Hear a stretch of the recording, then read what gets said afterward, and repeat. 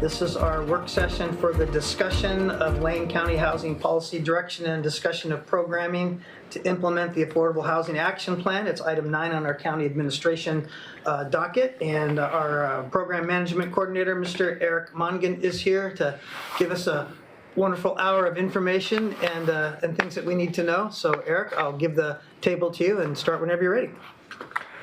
Thank you, Chair and Commissioners. For the record, Eric Mongan on the policy team working on housing policy. Thank you all, of course, for coming. I wanted to take an opportunity. Of course, I've been here about 7 months and had conversations with several of you regarding different opportunities for improving housing production in Lane County. And not necessarily just in the capital A regulated affordable housing realm, but also just across the board for the different housing types.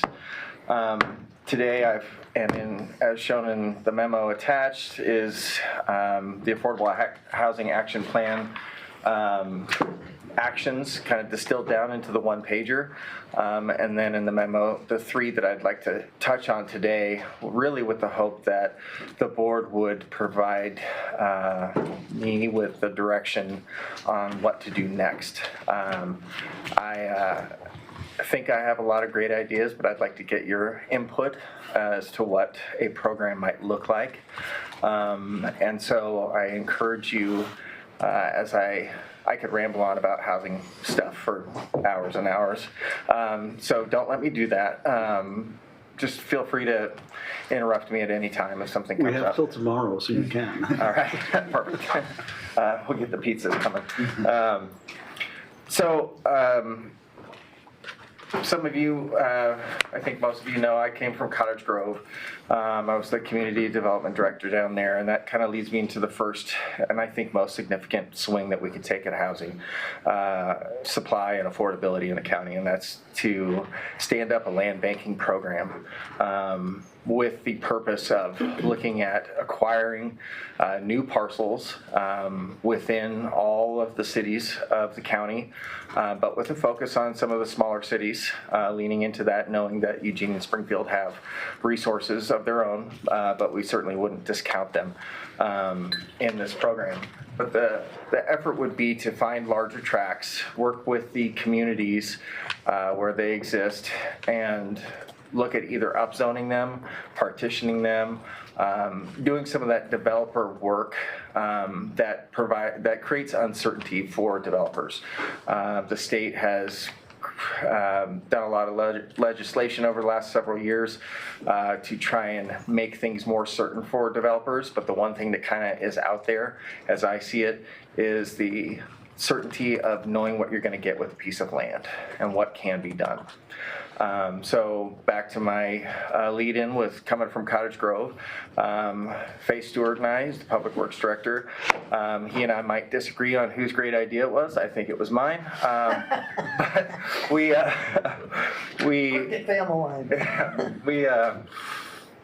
we encouraged the council at the time to purchase 61 acres of land down in Cottage Grove. And it was all zoned R2, which is a medium density residential, with a minimum density of 8 units an acre. That's kind of not as important as just this, what we were able to accomplish for the city down there, and why I think it would be beneficial for the county to consider a program like this. We were able to use that effort to target a need for industrial lands, but also target a need for creating organically affordable housing that is non-subsidized affordable housing in Cottage Grove. By doing that and using staff time and already budgeted engineering time, we worked with the council through multiple sessions, and we did a partition of the land. We platted right-of-ways on the land. We reached out to many developers.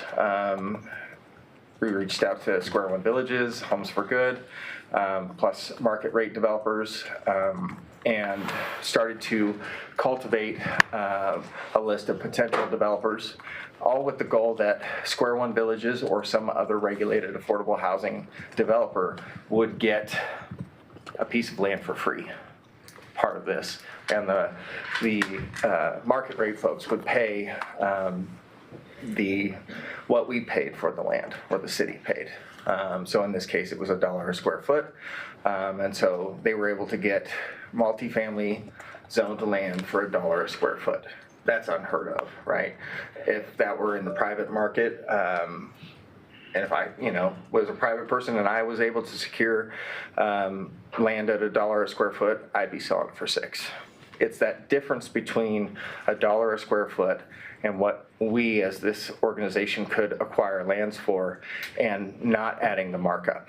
That makes the difference. That doesn't involve necessarily a cash outlay to support housing development, because when we sell it for the $1 a foot that we bought it for, we get the money back, and then we can do it over and over again.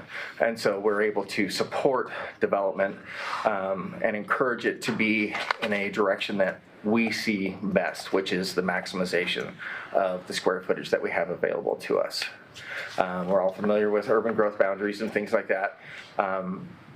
City codes don't always, they allow for a variety of housing type construction, and that can be anywhere from 2 to 3 units per acre up to 15 units an acre. We would want to be encouraging opportunities and developers that we're going to go for the higher end, hit those maximum densities, so that that land will have provided its highest, best use to the community and to the county's housing supply. And so what I'm seeking from you all today is just, do you have any concerns, or do you have any priorities of a program? If you're interested in me working on, putting together the program in its full form, is there anything out there that you think should be included or not included or prioritized? Is there a checkbox for everything?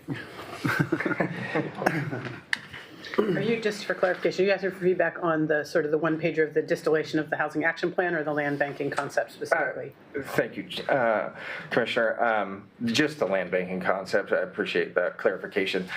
Just to kind of break up the presentation into parts so that we can keep on in that lane for each. I was hopeful that we would just get some information regarding the land banking proposal. Yes, sir. Brad. Yeah, so we got a bunch of pros there, and I mean, it sounds great. Someone that's done this before, what are some cons that we might need to look at? Chair, Vice Chair. I would say that the biggest con that's out there is the potential that an outside force interferes in the process, and that could be a natural disaster. It could be a modification to floodplain maps. It could be a otherwise market collapse that stagnates all housing development. That being said, the land is always going to carry the value. So it's not necessarily, it's not an all loss. If we bought it for $1 million, we might sell it for $750 to recoup funding, but we're not going to lose the whole $1 million on the piece of land. So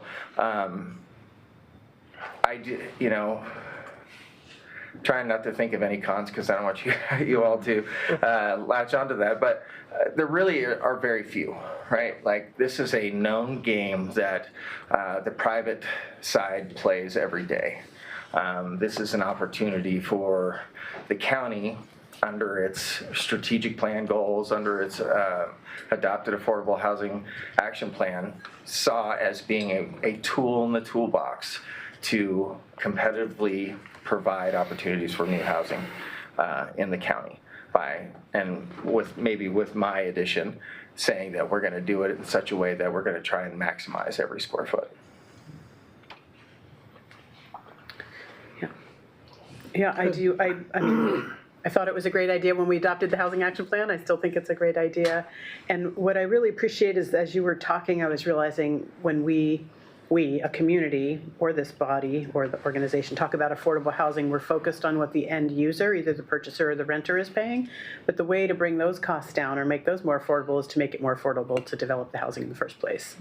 And that's what this does. So it's a really great upstream approach and a great way to demonstrate our commitment to addressing the issue, a great way to sort of identify large parcels and make sure that they fulfill their maximum density benefit where appropriate and contextual to the community they're being built in. So yes from me. Would you have any notion, Eric, about how many of these potential parcels are out there? I mean, obviously, Cottage Grove doesn't have a whole lot of 61-acre parcels available. That's probably really the only one you're going to get. So I'm just wondering if there's been some idea of estimation of what we've got, either Eugene, Springfield Metro, or countywide. Chair, so there are, without potentially influencing any future prices on said parcels, there are at least a half dozen parcels out there outside of the Eugene, Springfield metro area. That is Florence, Veneta, Cottage Grove, Coburg. There's lots of options out there that are on the market right now. Some are not on the market, but we've been made aware of them just through conversations, network of fellow planners and things like that, where there are opportunities to initiate that conversation with a long-held family parcel or something like that. Yeah. Commissioner Farr. Eric, this is fantastic. I mean, you're giving kind of what seems like a new vision on things, but I'm looking at a March 6th, 1995 City Council meeting, which was my second City Council meeting, in which we're talking about how do we land bank, how to acquire the land in order to pass it along for free to developers to reduce that the leverage that they have to place on the land. So this is it's a wonderful concept that has worked all around us within a golf shot of where we're sitting, and I'm excited to move forward with it in any way that we possibly can, particularly with the somewhat lightening of rules that. Regarding residential development outside of urban growth boundaries. So I think this is an opportunity. This is a time to seize an opportunity that the window may close. I don't know. But this is the time to march forward as full steam as we possibly can, Eric. Mr. Trigger. Thank you. This might be a question more for our administrator. From a financing perspective, what resources do we have available and how quickly can we act if a parcel is identified as something that we would want to bring into the asset bank? Well, what we talked about doing was this it's not a revolving loan, but it's like a revolving fund where we would seed the fund, use the funds that are in there to purchase the land, and then as we sell the land, replenish the fund, go buy more land, and it's this sort of cyclical thing. We did talk about an amount that we thought. What did we say? Do you remember? Do you want to talk about that? It's April Fool's Day, so I'm going to say it was about 10 million. No, I think we talked about 2 million. That sounds more like what I remember. I was like, I don't remember the 10 number. So, and I think that's something that is possibly doable from the standpoint of we have some funds available through video lottery that are focused on economic development, or some general fund reserves that we could use to seed that. Thank you. Go ahead. And realistically, when we're talking about doing that time-wise, just for the public, everyone here on this table, development-wise, at best, we're going to cycle through that fund once every 2 years, possibly 3. So when you're looking at a half a dozen, when you're saying 6 parcels countywide that are available, that's certainly going to affect the future availability of that just based on timing. So maybe those 6 will be available in 3 years, maybe they won't. So that's kind of the real estate game that we're going to have to play. But with all that said, it's better to do something now than nothing. So I would say I would support that as well with the idea. Chair, I would add that, a program like this is begging for partnerships, right? Whether that's there might be opportunities at the state level, but certainly there's opportunities at the municipal level, in addition to seeing what some other chambers of commerce are doing around the state. Maybe opportunities there to grow that piggy bank to work from, whether that's them contributing to the whole or going halvesies on one of these projects. Certainly, us coming to the table with this kind of firepower would really, motivate, I think, some partnerships to occur. Yeah, I'm also wondering too if, my experience of putting businesses into Springfield has been that in the downtown economic development zone of Springfield, the CETA board buys back SDCs. And I'm wondering why the county hasn't had a discussion about that in some way, because we could launch that fairly quickly versus us approving funds for seed money and then buying property and circulating that. So that's also another way to make development that have already, we have infrastructure and property for more attainable as well. If I'm understanding you correctly, Chair, you're saying that the CETA would purchase SDCs for... Well, they do that on the city side, but I'm wondering why the county doesn't have a program to participate in that sort of I same would model. think that from a revenue stream perspective, that's just all going out. That's all money out. I mean, certainly there's return on realized revenue over time, but a program that buys down SDCs is only spending money. A program like this, and why I think that it wouldn't be necessarily in place, is the money's getting put back to start over.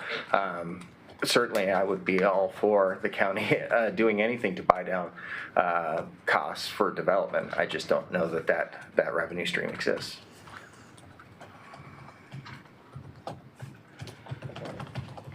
Yes, Commissioner Parr. I can once again speak to history, where you're kind of echoing a lot of the things that were said a long time ago. That the land supply was different then, but finding ways to increase both the availability of residential land and the affordability to the developer of residential land.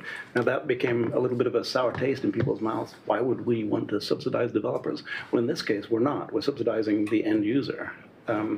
And that really what this is all about, is finding ways to add more front doors. And, to put this in perspective, the motion to pass is a planning commission work plan regarding residential land supply and purchasing of land banking. The motion was made by Tim Lowy and seconded by Nancy Nathanson, and it received an 8-0 vote. So it's, this is great stuff. And it's stood the test of time. Now, things do change, but we also leverage outside sources quite frequently. There's more grant money from granting agencies, from private granting agencies that went into our land banking. But a lot of the low-income housing that you see around town, including Bascom Village, for instance, out on Corporate Road, was on the City of Eugene Land Bank site. So it's wonderful. The entire, what you're bringing to the table, whether it's yours or Faye's or a combination, it really is. It's insightful, and I'm looking forward to the next steps. How do we move forward? And I just heard Steve say he's going to write a $2 million check. Was that this week, Steve? All right, petty cash. Just further question, is there maybe, Eric, in your mind, a piece of property that would be a really good starting point already? You have to identify it, just if you got some inkling about, hey, this would be really super cool for Lane County to get involved with right away. Is there one of those on your mind? I wouldn't necessarily say that this is the tip of the spear for me, but there's one that is encumbered by a trip limit from ODOT, and that if that were remedied, would explode the value of this piece of land. But right now it's a hindrance on density and value. The county becoming the owner and working with ODOT to find alternatives to address the trip limit, upzoning it. It's on obviously ODOT road, so it's a major thoroughfare, but that would meet the transit-oriented development. It would allow for commercial opportunities, and so that would be a really neat one, is you could unlock a piece of land that's just been hindered by regulation. What does that mean, the trip limit? Chair, Commissioner, the trip limit is the amount, so for commercial uses, say a movie theater, they'll say it's one vehicle for every 4 seats, right? So if there's 400 seats, it's 100 vehicle trips, peak per hour. For a single family dwelling, it's 1 trip. For multifamily, it's 0.67 trips, but you'll get 200 of those versus 40 single-family dwellings. So it's just the number, each use has a different number in the ITE manual, and that's what ODOT refers to. And so when they look at vehicle turning movements entering that right-of-way, they're saying, how many are we putting on peak PM hours? I see. And that's what those So it numbers limits are. how many, the use of the land or how many units you could put on it. Wouldn't necessarily be able to maximize for, right? Oh, I love that idea. I'm just, help me out here. I'm kind of wondering what the optics of that look like if the government comes in and says, oh, well, we have this thing that if we vote this thing out, then we get this piece of property for a lot less than anyone else could get it. I like the idea of your thinking. I'm just wondering about how the optics look going forward. It would have to be something that we would educate the public about, I would think, robustly, to try to say, hey, we're doing this because we're going to put X number of houses that are attainable for people in the 80% AMI range, average monthly income range. Yeah, Commissioner Trigger. Thank you. This is just, I'm scrolling while I'm listening and talking through the one sheet. I don't know, are you going through each of the categories? I'm just trying to think about time and where to ask my questions, because I have one that sort of links to another area of the plan that I could ask now, and you could tell me if you're going to answer it later, or...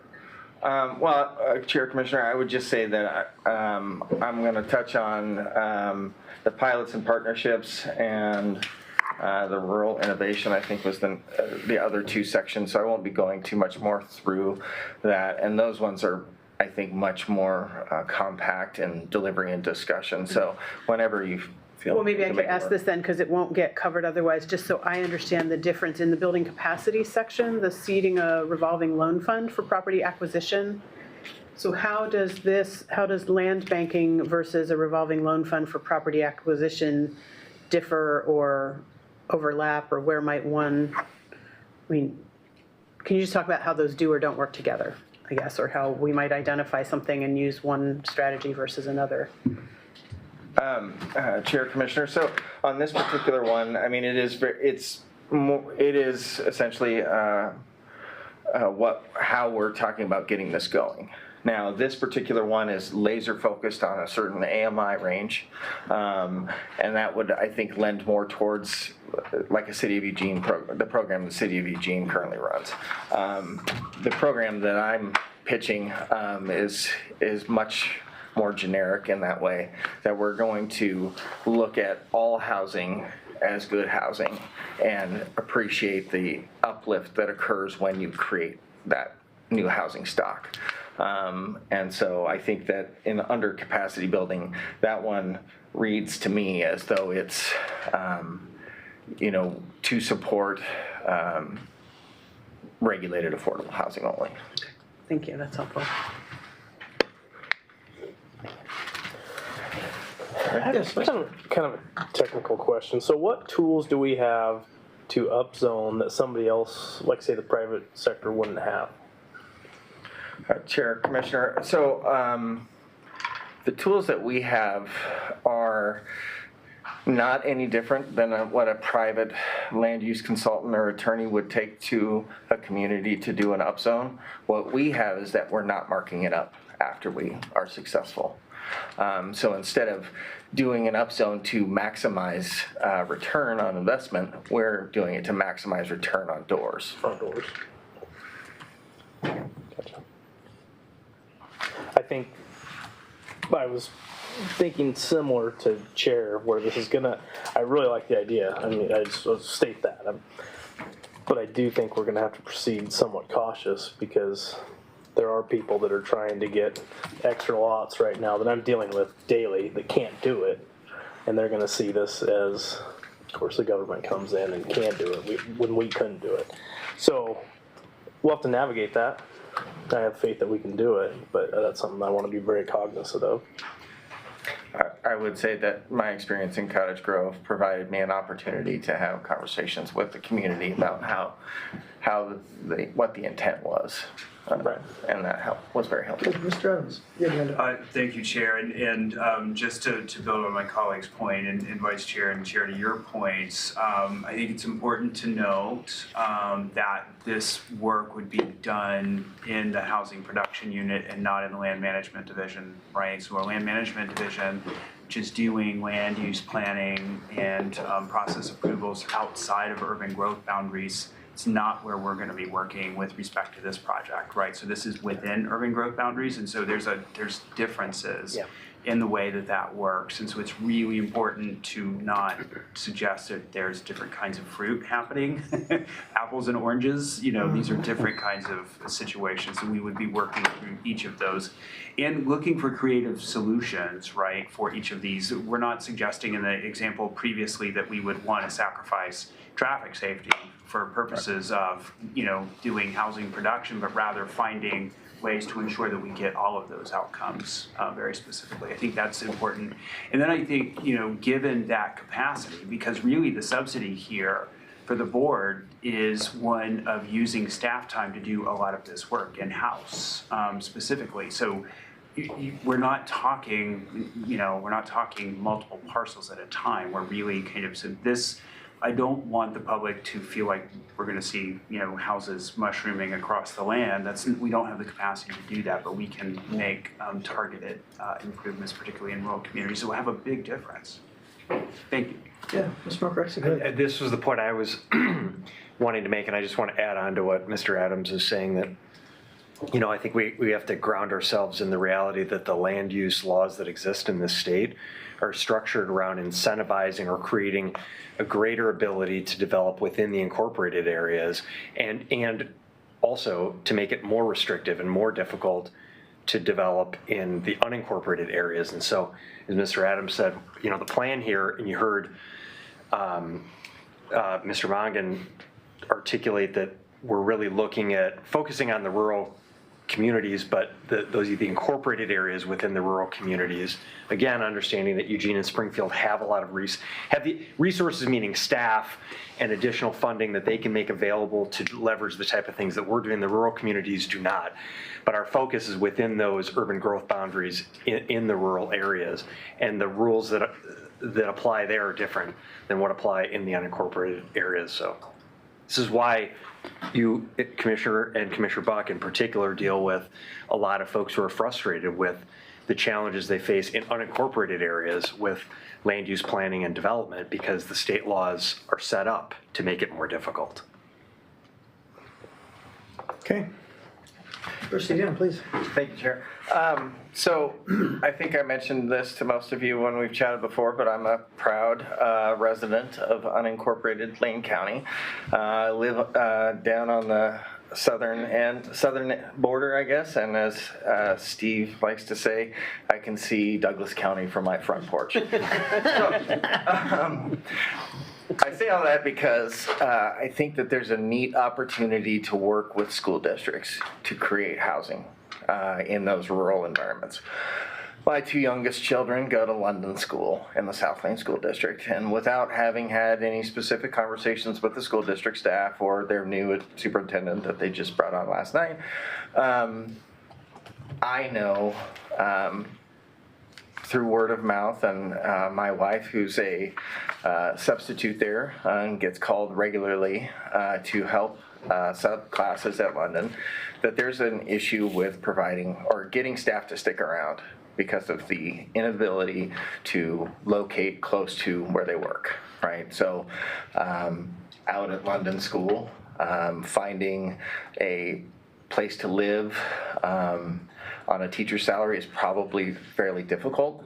From the teachers that I've had conversations with, a lot of them live in Eugene or Springfield and drive all the way, do the reverse commute down to London, right?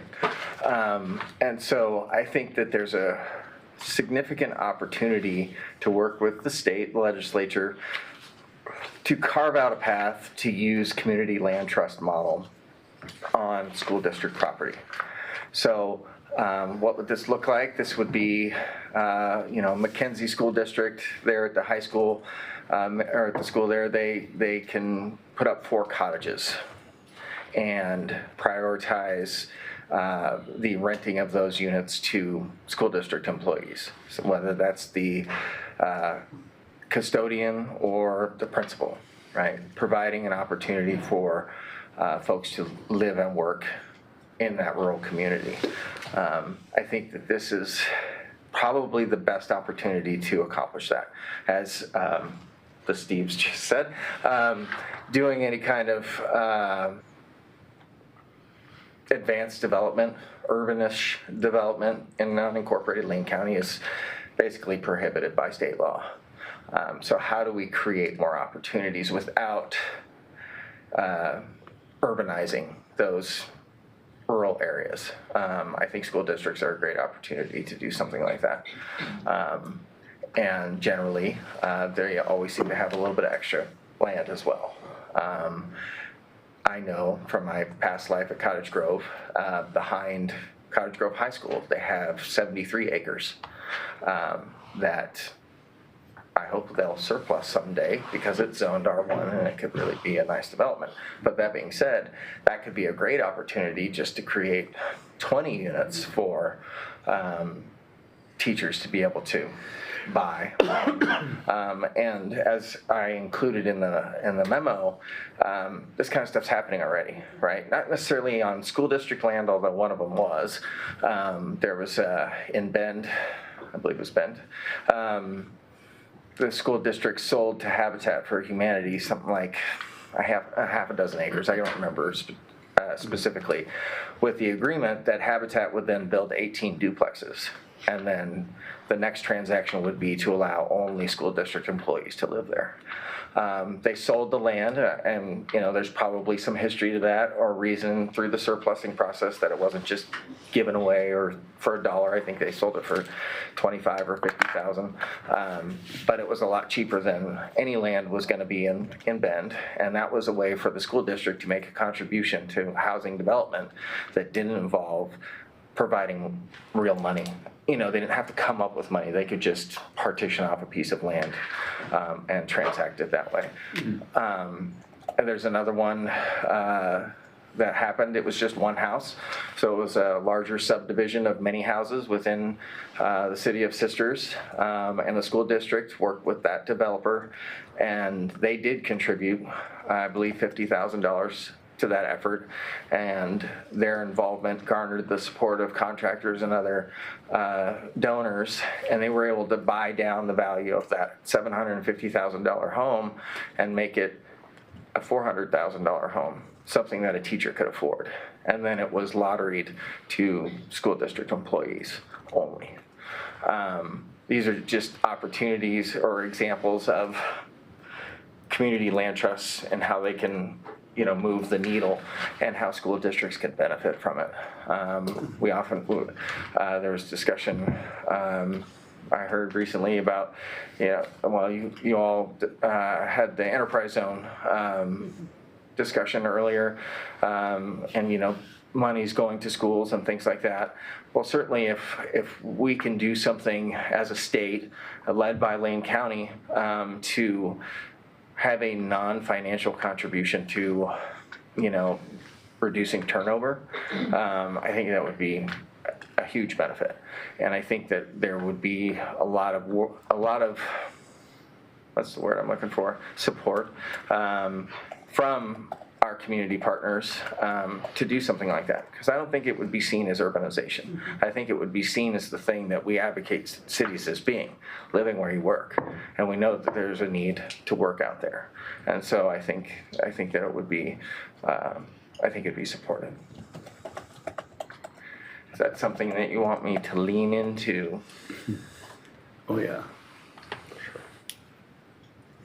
Mr. Adams, you look like you're on bated breath somewhere. You're No. kind of lean. No, you're good. Okay, Commissioner Trigg, go ahead. Yeah, yes, I love that. Are there 16 school districts in Lane County, I think?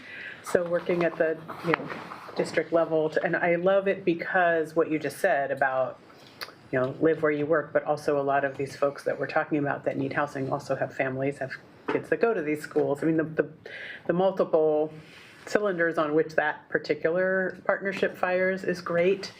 And more, schools are often the de facto community center as well as anything else in the smaller communities. So I think that's a great idea. I think about what, our housing authority, what Homes for Good is doing with the Ollie Court development, being right across the bike path from an elementary school and including an early learning hub as sort of I just can picture Ollie courts, start seeing Ollie courts everywhere. I love that. I think that's really great.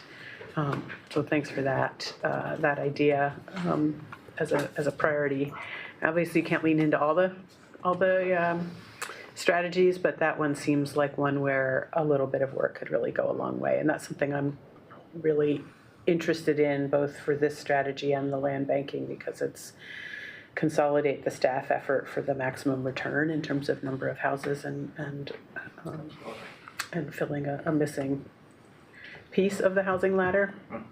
So yeah, I think that's great.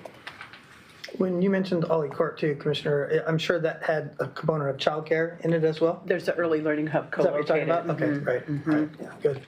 Yeah, I like the idea, it's out of the box thinking. I think, like you said, schools tend to have nobody's running around building monkey bars anymore because of the liability that we have. I mean, council can probably weigh in on that, so. Yeah, we're not building any monkey bars. Yeah, right. And we used to jump out of the swings when I was a kid, so there you go.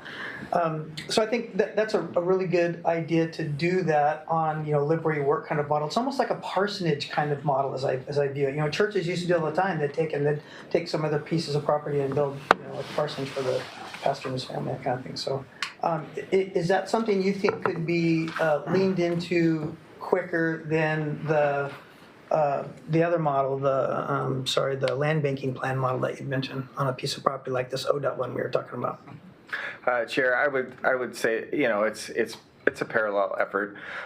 This would take some legislation, and I don't think that there's any opportunity in the current long session to get anything on there. That said, what a great time to cultivate the support, and so that would be what I would work on, given the board's direction, would be cultivating that support so that during the next session we've got a slam dunk and we're making things happen. Yeah, great. Commissioner Farr? Thanks. It seems that there are things that we could do in the meantime, even if it's not direct legislative action, that, for instance, amass an inventory of what could be properties that could be addressed. I know in Bethel we have a number of properties, some of which are for future schools, but some of which might be for future schools, might not. And some wide open spaces that are simply wide open spaces and wonderful, but how many doors could you put on them? And to directly benefit the people working in the district, oh my gosh. Who would not get behind that? Chair, Commissioner, exactly. And I would say that I am participating on an effort led by Homes for Good and the Eugene Chamber. And we're doing a lot of the work that's identifying pieces of land that, public and private, that could benefit from both of the things that we've talked about today. And so in some ways that's already going. I think the next step would be just to really start honing and creating that laser focus on a couple of real prime targets. And that is a noble effort, and it's one that's been tried a number of times, and agencies aren't always willing to let you know what the surplus land is. Have you noticed that? Yeah. So that's a part of it, is getting past that obstacle, just so we really do know what public lands are not being used, and are they being planned for future use, and if not, are they being realistically planned for future use? And if not, what is the highest and best use today? Commissioner Trigger? Yeah. You haven't had a first Go round ahead. yet, so. No, Go ahead, Vice Chair. either way. Well, I was just going to say, Commissioner Farr, I can think of 2 communities that would say DEQ has a problem with opening up front doors currently. So, not so much in Bethel, but you get into our small communities. That's something we're going to have to really consider as we're putting more pressure on our smaller communities. Standards are raising. There's more pressures being applied.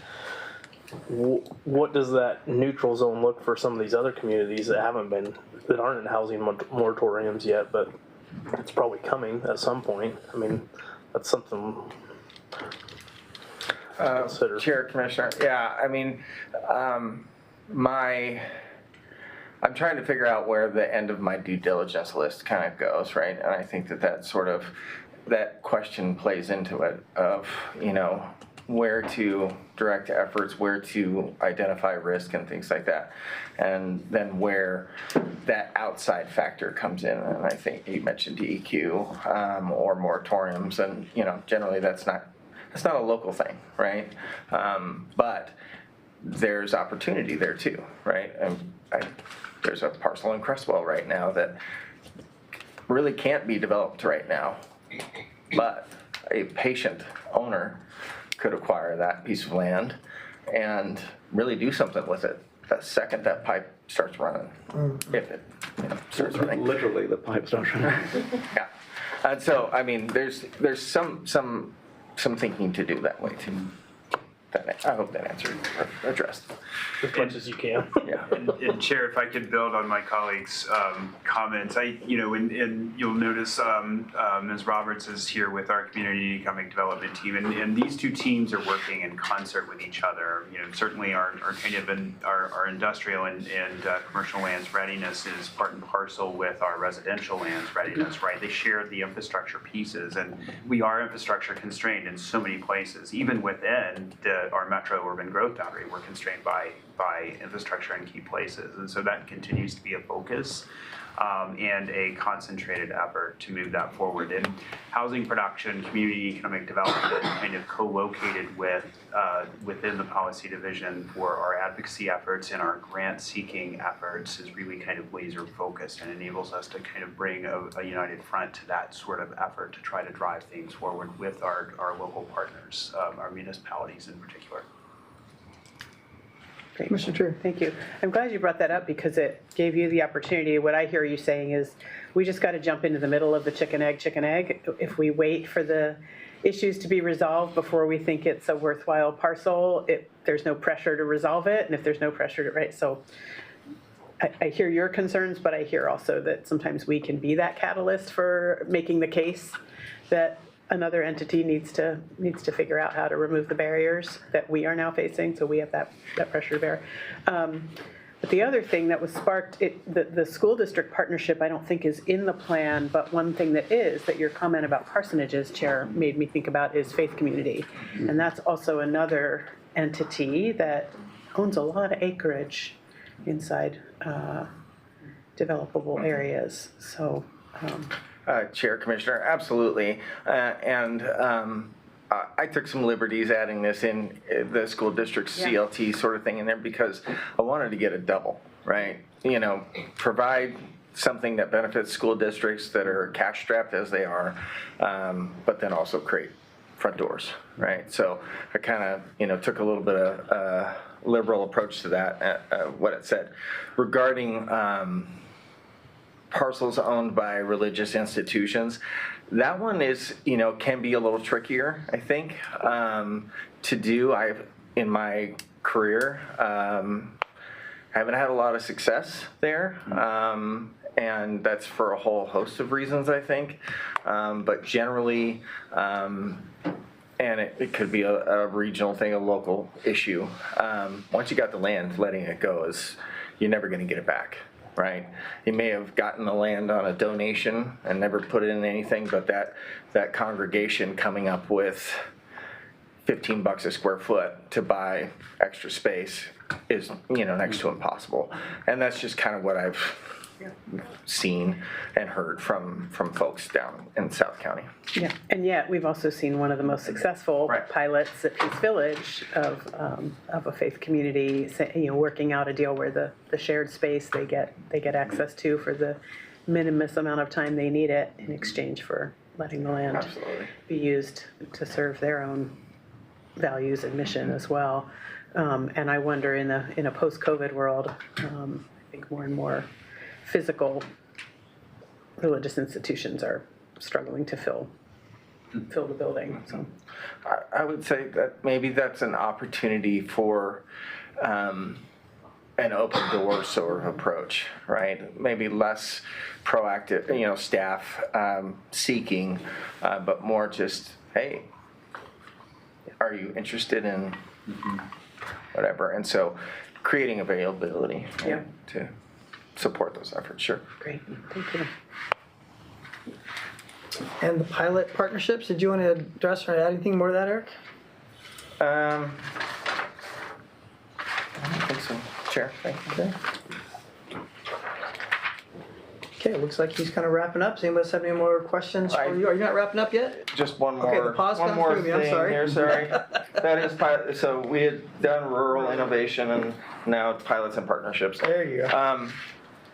So without breaking my arm or anything like that, the county has a lot of expertise that they can provide to the smaller communities that maybe are running a county administrator, city planner, city clerk shop, right? Where they're just one person does all three of those functions.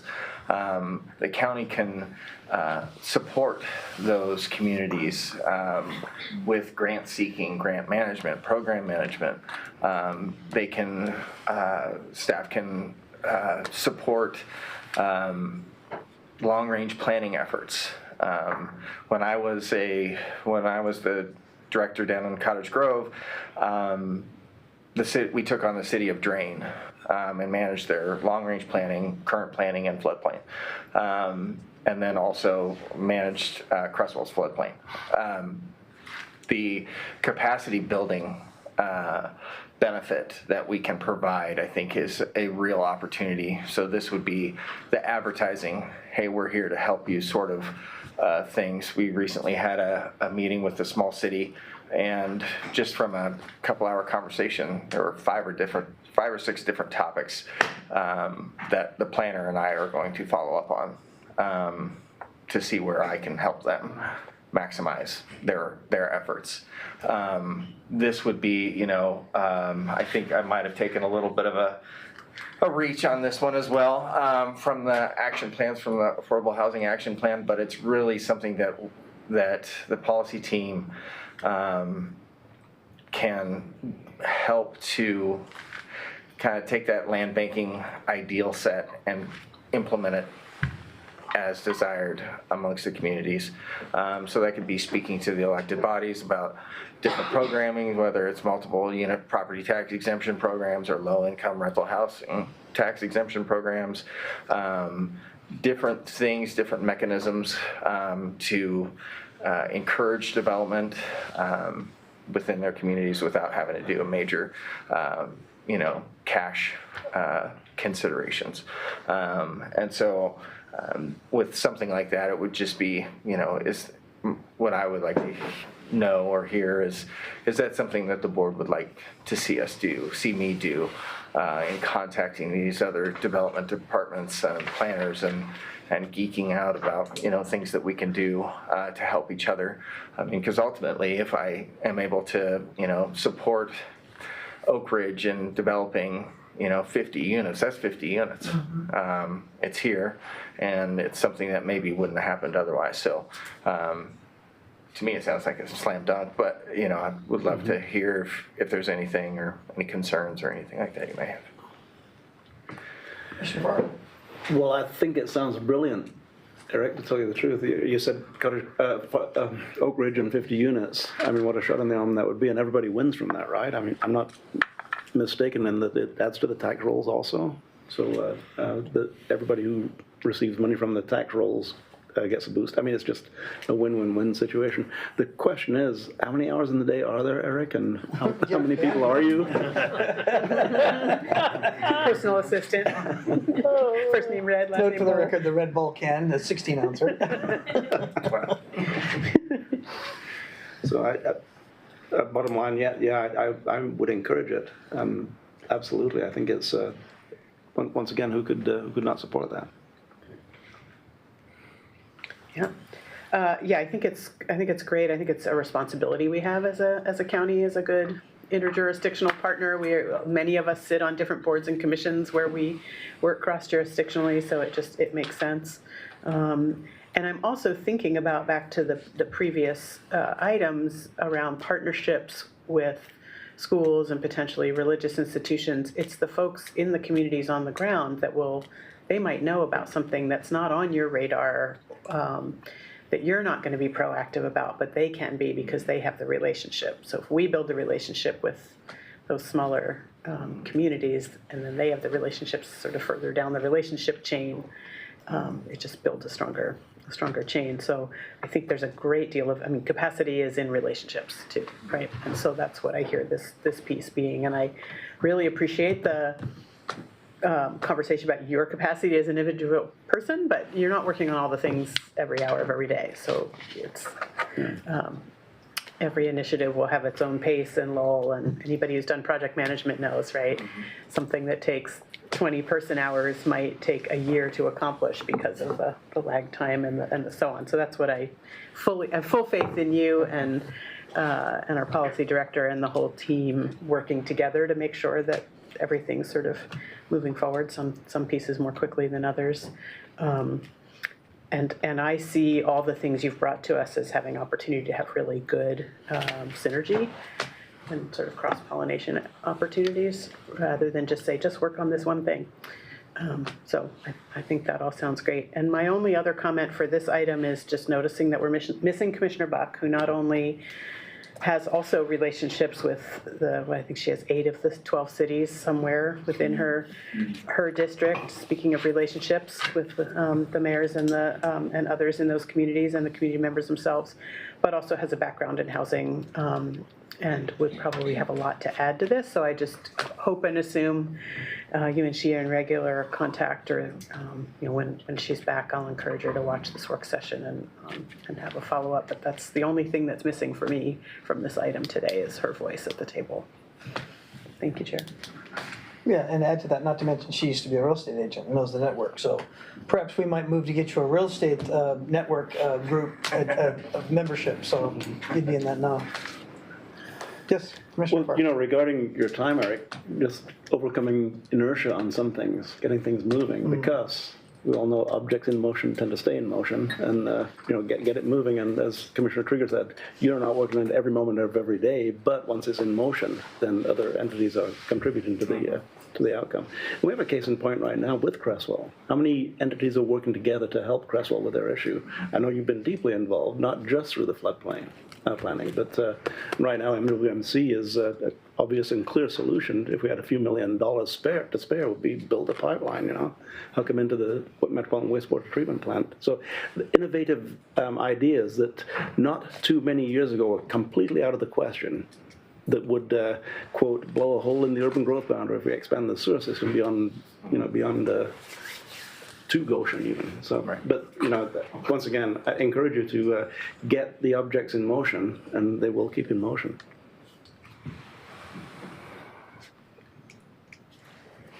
Okay, I guess what I'm hearing is if you have the bandwidth, you have the ideas, move on.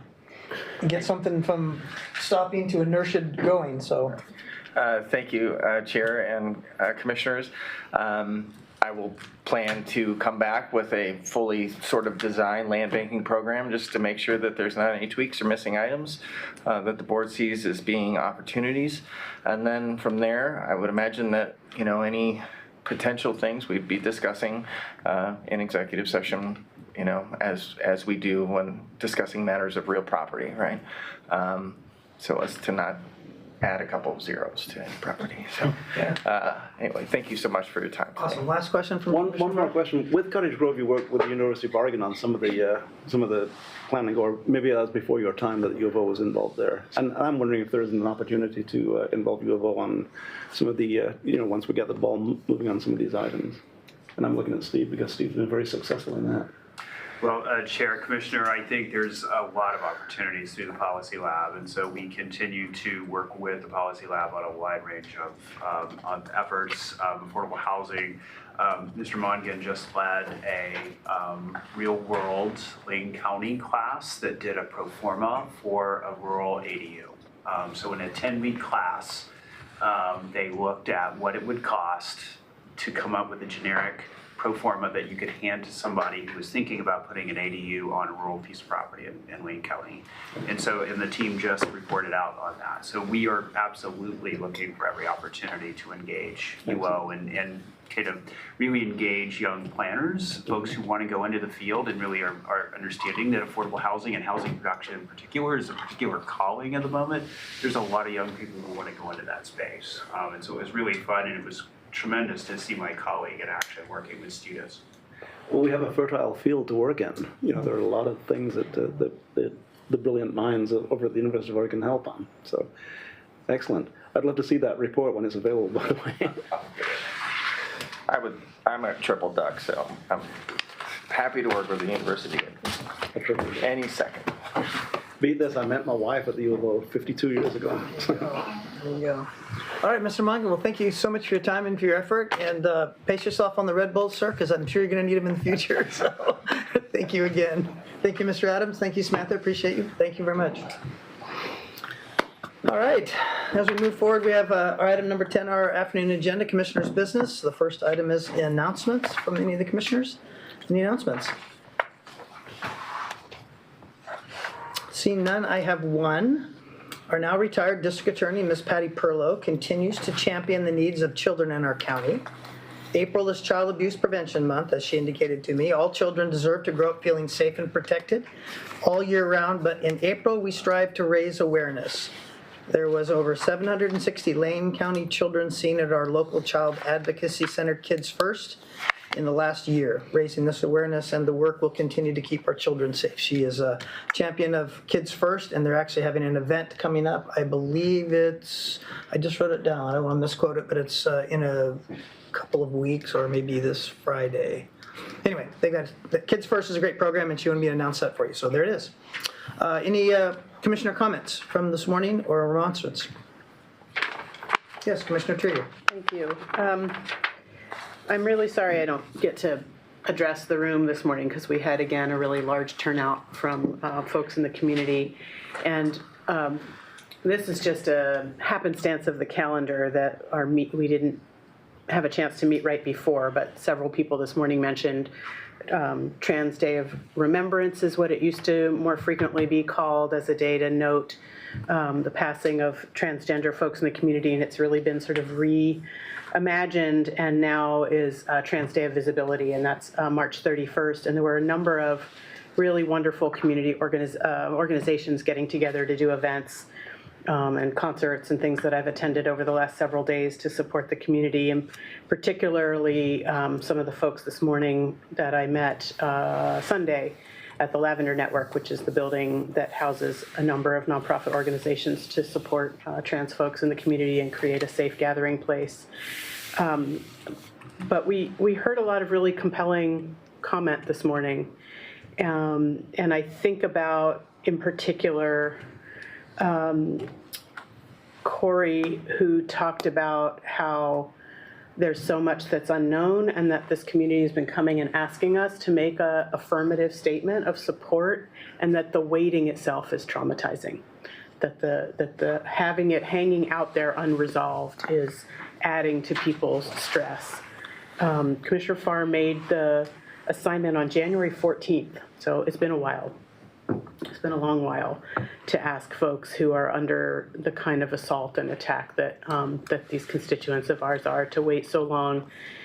And I really do understand the value of these community conversations that staff is having, and I think they're important, they're needed, they're part of building relationship, and they're going to be iterative and ongoing. And I know that they're meant to inform, any really good responsive policy, but we don't have to wait for that to make unequivocal statements of support in the meantime, and not all of us have done so. Some of us have, some from the dais, some in the community, but we're contributing to people's trauma with this degree of delay in a statement on behalf of the organization, and people are really counting on us. So. I know we set the expectation that we want a full board in attendance for the conversation. I know we're down the following week after we have another absent board member, and that this will come back on the 22nd. But I'm just really urging folks who do believe that our trans neighbors are being used as a shield or the tip of the spear or whatever you want to call it, and sort of pushed out in front with a giant target on their backs, that we have their backs. It's really important that people hear that from us directly. It's important they hear it from us as an organization. They've been waiting far too long, and so I would just encourage anyone here who has the opportunity to do that to do so, if it's something that you feel called and committed to do. And I just want to say in advance of whatever comes to us on the 22nd, and I've expressed this to our administrator, I have concerns that some of the delay is the inherent challenge in coming up with a statement that is responsive to what community is asking for and that this entire board will support. And we have an obligation to be responsive to our commissioners, not to have unanimity on the board. Thank you. Good, thank you. Mr. McCrasky? Well, I don't want to cut in if others had, but I wanted to respond to Commissioner Trieger and say that, because Commissioner Farr also brought this up this morning, and I'll go out on a limb and say that if because I've heard from several commissioners, if anything, I think that the staff feels pressure to bring this forward sooner than later, and so I'm hearing that, and I think we've wanted to really be, one, have all the commissioners here for that, two, have had all the conversations with the community and making sure that we're sort of generally on the same page with what we bring forward. I have a preliminary draft that I'm going to be sharing with commissioners today, and I would say that I think we could be prepared to bring the discussion forward to the board next week. I want to be respectful that Commissioner Senega is going to be out on county business representing Lane County as part of the United Front, and so it certainly would be my desire if that was any commissioner that was going on United Front that couldn't be here for this discussion to ask if the commissioner could participate virtually. But if that is a desire of the board, and if you would rather have the discussion, certainly understand the concerns and perspectives about waiting and the impact that has on folks, we can work to be, I'll do everything I can do to make sure that we bring forward to the board something to consider in the discussion to have next week. As long as you're okay understanding that we may or may not be able to have all the conversations, follow-up conversations with folks in the community, and that may be an ongoing process. And again, I want to respect and defer to Commissioner Senega around his ability to be available given the other work commitments on that trip. Can I respond to that? Let me respond first. Mr. McCrasky had a conversation today. It seems like he was busy with all this. My preference has always been sooner than later, but I understand the fact that staff is, as he said, wanting to get it right and wanting to get the right information appropriately handled. I am empathetic toward the community that, the longer the waiting, the higher the anxiety. I get that. But at the same time, I want to make sure that we, as I expressed to Commissioner Farr, don't hit a foul ball on this one. I want to make sure that we do all that we can, do what we can, and that the board doesn't put forth something that is just simply words, but actual action words. So I think that's where we're all kind of weighing that out. And, it would be up to Vice Chair Senega if he was okay with us putting it forward on Tuesday. And if so, I would think that we could do that and hopefully ease the anxiety of the community a little bit on that as well. So I'd leave that up to him. Well, can I give my response to that before, because it has to do with that? I'm going to wait for Vice Chair, please. Go ahead. Vice Chair?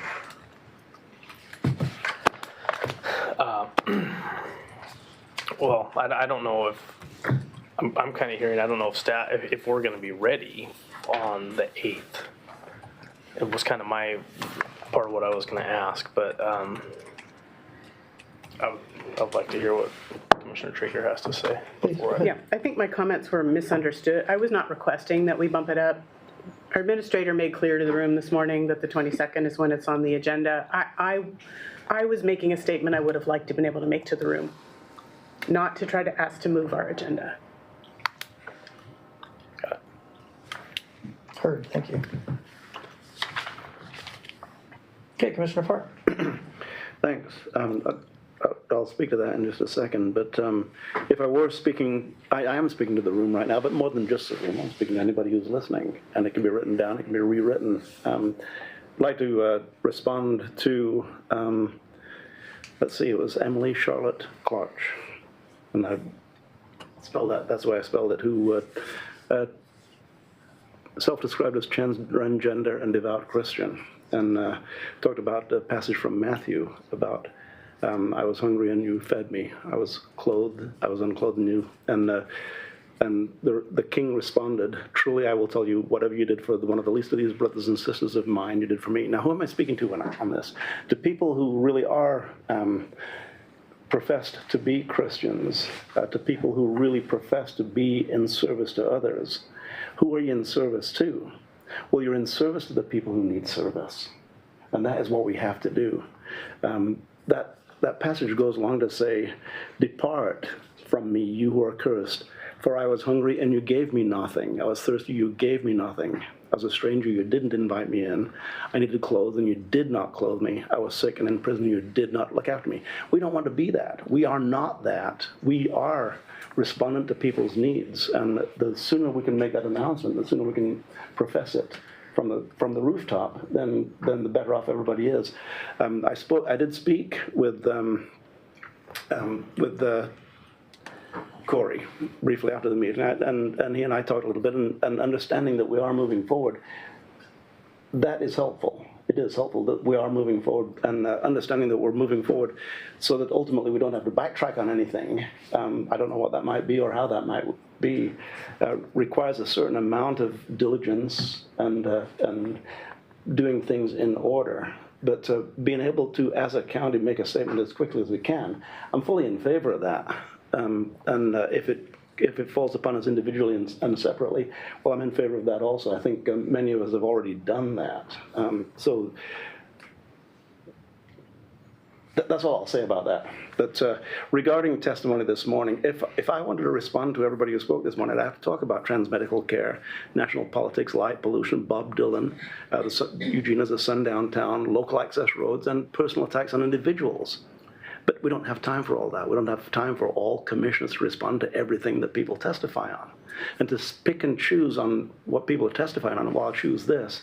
What does that do to the other people who also had testimony that they wanted you to respond to that? But you're not responding to me, you're responding to somebody else. So Eugene City Council, my years on the Eugene City Council, we did not have remonstrances. We took public testimony, and if any remonstrance was to be made, it would be at some point other than in that particular meeting. So my feeling on having a dialogue at the dais at the start of a board meeting. Thank you, Commissioner. I appreciate those comments. Let me invite you and Commissioner Trieger and our council that we can chat about this off out of the meeting. I think that would be appreciated by everyone. So let's maybe schedule a time to do that. If there's no other commissioner comments, let's move on to item C, our committee reports. If anyone's got some committee reports they want to put forward. Seeing none, let's go down. Oh, go ahead. The Community Health Council. Now, there are two things called the Community Health Council. Lane County's Community Health Council is the council. It's a statutory council that is that represents the work in our community health centers. And they're beginning to meet in person again. And no small part of the work that they do is they listen. Most of the council is made up of people who are patients in the system. And they give us a great deal of input, Steve, on how we can be better and how we can be more responsive. And I have to say that that Community Health Council is worth, the work they do is worth publicizing and worth hearing the words that the individual patients have regarding how our health councils can be better equipped to help people who are, once again, the 30,000 or so people who we provide primary care for are some of the neediest people in our community. And some of the least resourced people in our community. So being able to listen to them, this is a fantastic way to have direct input from the people who we're giving service to. And anytime we can make ourselves better by listening to the people who we serve, tell us how we can be better. There's no final way to find out how you could be better. Okay, thank you, Commissioner. Any future board assignments from the board?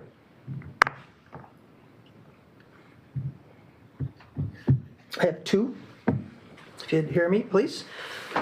First, I'd like to get head nods on looking at establishing a volunteer land management audit committee. It would be a 3-person committee. as I've seen it. I've been doing some discussion with the Professional Land Surveyors Association and a handful of people who work within the Land Management Division. And it's been a popular item that they would like to see. We have community committees on most all the things that we do within the county, and I think maybe this would be time to suggest maybe we look into what we would call Land Management Audit Committee. And there's some parameters that they have, but I think if I go into much more detail, it's probably would just, maybe skewed the thing, but I'm just kind of wondering if there's any head nods of my commissioner colleagues who would look into that with me. Yes, Commissioner Trigger. Questions, because we have processes for standing up committees in, I guess, Lane Manual, is it? I'm not sure if you're looking for a task force, is it ad hoc, is it a standing committee?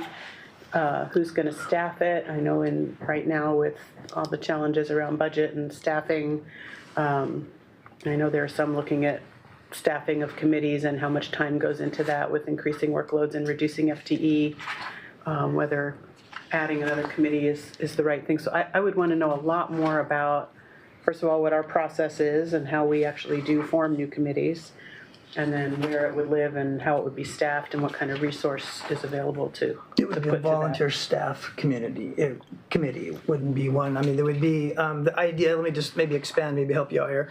The idea would only be a 3-person committee. It would consist of a planning director, a volunteer representative from the planning consultant community, so one volunteer from that area, people that work within the Land Management Division, and one volunteer representative from the Professional Land Surveyors Organization, which is the main organization that deals with legal lot verifications and lot line adjustments. Those groups of folks have had some challenges in the last number of years that they would like to have some input on. So it basically would just be those 3 folks. And that committee would conduct monthly reviews of legal lot verifications and validation of units of land, and the decisions focusing on the code compliances, impartiality, and it would be designed to restore some public trust in our land departments as being fair and equitable. That would be the purpose behind it. I have the same questions about the process for standing up committees and applications and who seats them and who staffs the committee and how that works. All of our committees are volunteer committees, so they still have staff and county resource that goes into them. Commissioner Farr. And, with those questions in mind, and with the clear intent of a productive committee that provides work that helps us move forward in many different ways, I'd be interested to hear more from, at some point, what would that look like, and how would it be staffed, and what would the budgetary implication be? Even though it's volunteers aren't free, by any stretch. So I'm interested in hearing more, but more as to how it could possibly be viable. But it's also a tag along with that is we do have a position in this, that we have an employee position that's not filled. And that's a performance auditor. Steve and I are the only ones here who've ever seen a performance auditor in action. And we've seen 2. And we've seen it work, and we've seen it not work. Unfortunately, the most recent example didn't work very well across the board. But that's exactly what a performance auditor would do for us and has done in the past when Shanda was our performance auditor. A lot of positive came from it, and it was the inclination was by the departments to look at it as, well, here's somebody just going to tell us what we're doing wrong, and it was never that. It was intended to be that, and we had very positive results in the sheriff's department, in land use, and across the board. So this is not an assignment at this point, Steve, but at some point in the not too distant future, we'll talk again about what will it take to bring the performance auditor position back into play, and then it may address some of that type of concern. That is being raised sometimes by the public, sometimes by us, but that may be something for not too far down the road, because the position is funded. We've made provisions in it that allow for a higher salary. We've also made provisions in it that allow for a performance auditor to not have to live in Lane County. That was the problem before, is the people who were recruiting worked in the Secretary of State's shop, and they didn't want to move to, couldn't move to Eugene. We had one person who wanted to, but just there was economically they could not move from Salem to Eugene. So I think the discussion is open for a very positive, impactful performance auditor position. to be reestablished. Yes, question. When is when is LMD coming back with part 2 of land lot verifications? I don't know. I don't I even need to check on that. But maybe we wrap that into part of that work session. What would that committee look like if? It'd be interesting to hear what staff's thoughts would be on that, because this seemed like a direction, or these legal lot verifications, where they are looking for some direction. There's a lot of ambiguity in those decisions, and I think I could see a lot of I could see a lot of good coming out of a small committee. But I have some of those questions too. I don't know what it takes to start a new committee, or what would that look like for LMD? A surveyor. Who's a surveyor's organization? I don't know. PLSO, which is the Professional Land Surveyors Organization. And then a land, like any land use consultant, or who are, because like for the planning commission, it's usually Commissioner Buck and I. We just because the rural commissioners, but we'll do all the interviews for those positions. So you think it's hard to find people to join these committees, and this is kind of a narrowed field. So I'd be interested to see what, first of all, what does it take to actually start a committee, and can we get these specific people involved? Would be my questions. Good. So, yes, Commissioner Trigger. Or perhaps if there's, I don't know, so I would ask another piece to dig into is there a subcommittee of our planning commission that Right. can achieve what you're after rather than starting a whole new something? Is that a subset of expertise and understanding of the issues that maybe we have some existing structure that could help? That's a great idea. What if that started some of the requirements for the planning commission, is to do what we can to involve these 3 people in that planning commission. Oh, So do I It's see interesting. 3 head nods to at least get some inertia moving on some questions being asked? I would continue forward, yeah. Okay, looks like we have 3, Mr. Morfeski, if that's vague enough for you to put into a couple of sentences. Well, kind of where I heard the conversation go was to have the discussion with LMD. That was the last suggestion, was when LMD brings back its sort of, Legal lot of record, part 2. right, because there are some legal questions related to the board's delegation of authority around legal lot reviews that if you're talking about this committee or subcommittee reviewing legal lot decisions, there's some legal questions that the board will have to wrestle with. So that may be the place to have the conversation when you have legal counsel and LMD staff here talking about those issues, to talk about what would it look like if you created a committee from an already existing body or something different. So I will check on what the timing of that looks like when we're planning on coming back to the board with that discussion. And Mr. Bovet and I can work on incorporating that into the conversation. Yeah, just need to know when that date is, and I'll tune up my knowledge of how the planning commission works in Lane County. I can tell you all about how it works in Washington County, but not here yet. All right, thank you. The second thing I have, you may or may not know that I'm on the executive board of the Lane Workforce Partnership. I don't believe since I've been here as a commissioner, we have had them in front of the board before to make a presentation. So they have asked me to ask you, my colleagues, if they could make a board presentation just so they could show you some of the progress they've made through the past and the current challenges. And they're requesting that the board give them some time perhaps in the future to make a presentation. Head nods? Yeah, 3? look forward to it. All right, looks like I got 3 head nods, please. So if we could put that on our future schedule. I told them it wouldn't be next week, but they're a patient group, so put that on when it's convenient, please. Thank you.